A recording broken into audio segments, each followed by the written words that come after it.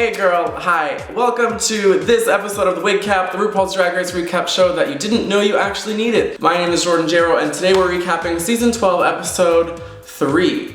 I hope you're all staying healthy and washing your assholes and your hands and self-distancing, which really for me is not any different from how I usually interact with people.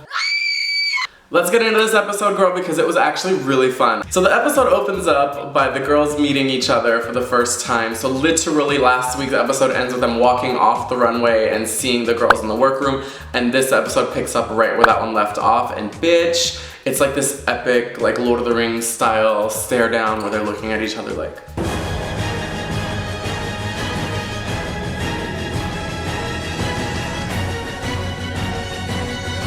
And then all of a sudden the music ends and they're all like happy to see each other because some of them actually know each other. By some of them I mean like the New York girls. Okay, so then RuPaul enters and immediately makes a fisting joke, which is how you know this episode is off to a great start.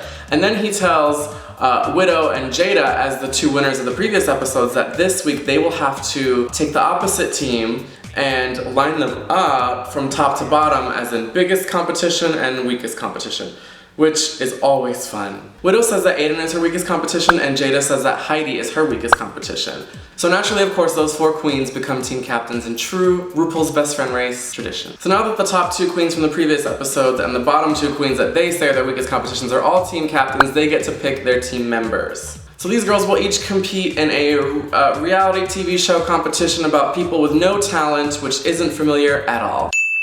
Aiden's team has to share a brain and speak everything at the same time, and they immediately struggle. Britta says something about having to carry a load, and I immediately stop paying attention. On Jada's team, Rock wants to be the apple, but Jada insists on her being the apple, and since she's the team leader, they kind of oblige. And so now Rock is the orange, which is a misplaced opportunity to make a girl, look how orange you look, girl. Joke. But Jan and her eyebrows feel really good about this. Heidi's team seems to be struggling with early onset Parkinson's disease, but if you ask them, it's called rehearsal. And Heidi struggles to pronounce the word avenue. I feel like it's gonna be right up my avenue. Widow's team has to play Girl Scouts, and so Widow gets to play the drunk one, which is a stretch for any drag queen.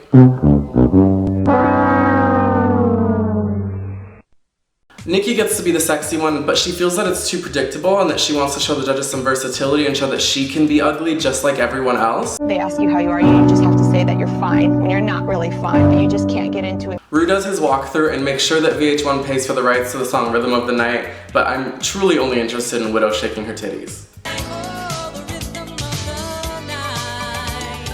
Now it's time for World's Worst! Heidi's team gets to go first. They ended up being my favorite team. I will say Sigourney Weaver looks really great in this challenge. Bossy Rossi, Jayro, and Ornacia are the guest judges. The triplets sing Row, Row, Row Your Boat. Jayro teaches them the Coochie Coochie Coo, whatever the fuck. Next up is Widow's team, and they're Girl Scouts from Camp Bang-A-Ho. Their storyline is that they were abandoned at a bus stop and had to use sticks as tampons until they met a taxidermy squirrel that immediately became their mother. The squirrel attacks everyone, and it's over. Next is Jada's team. They all come in looking like the characters of a Fruit of the Loom commercial from the early 2000s. Jan is the grape, but introduces herself as Gay Rape.